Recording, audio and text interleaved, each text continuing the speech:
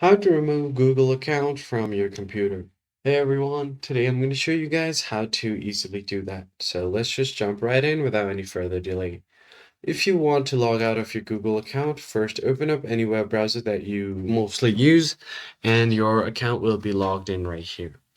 So the first thing you have to do is click on the account icon and you'll find the sign out option. Just click on it and you will be able to sign out from here. Now click on continue. And as you can see, the syncing and everything has been paused right now. Now, if you want to completely sign out, click on this Gmail option. And here it will ask you to sign in. So click on the sign in option. And then from here, you will have an option to remove an account. Click on this and remove the account that you want to sign out of. Once you have done that, your account will be permanently removed from here. But if you want to remove it completely from your browser, you are going to have to go ahead and click on the three lines, go to history.